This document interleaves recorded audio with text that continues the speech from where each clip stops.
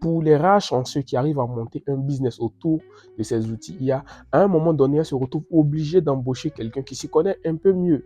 Pourquoi? Parce qu'une fois que l'argent est engagé et que le business tourne autour d'une application, juste faire confiance à Claude Code ou aux autres outils IA pour pouvoir tout mettre en place, c'est très risqué. Si vous demandez aux entrepreneurs qui ont vraiment du succès dans le domaine et qui ont pu se lancer grâce à la hype avec l'IA, ils vous diront la même chose. J'ai moi-même travaillé dans une entreprise chinoise où on utilisait énormément les outils IA en fait pour monter notre app. Mais arrivé à un moment donné, il a fallu faire beaucoup de refactoring. Donc comprenez que le métier de développeur ne s'arrête pas juste à l'écriture du code. Il y a beaucoup de temps que nous prenons à réfléchir, à mettre en place l'architecture et à prendre des bonnes décisions.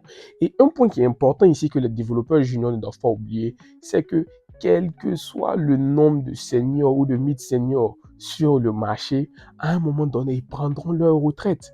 Aujourd'hui, les entreprises se battent pour recruter des développeurs seniors. Telle entreprise veut un senior, telle autre veut un senior. On ne cherche des développeurs qu'avec au moins 5 ans d'expérience. Oui, c'est normal aujourd'hui. Mais n'oubliez pas qu'à un moment donné, tous ces développeurs hyper expérimentés vont prendre leur retraite.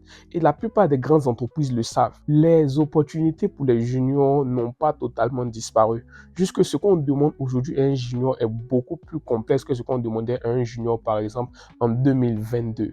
Et pourquoi? Parce qu'en 2022, par exemple, un développeur pouvait juste coder de petites fonctions, Fibonacci, etc. dans une interview et passer l'interview, se retrouver avec un job. Son rôle était strictement un rôle d'exécutant. Quand il arrivait en entreprise, en général, ses leads ou ses autres collègues un peu plus expérimentés vont lui demander il y a un petit problème ici, est-ce que tu peux changer le CSS ou le code Tailwind dans cette partie pour permettre, par exemple, à tel bouton d'avoir, par exemple, telle haute apparence. Ça, c'était facile à faire. Mais aujourd'hui, ce même développeur senior peut juste demander à Copilot de le faire et il obtient le résultat beaucoup plus rapidement.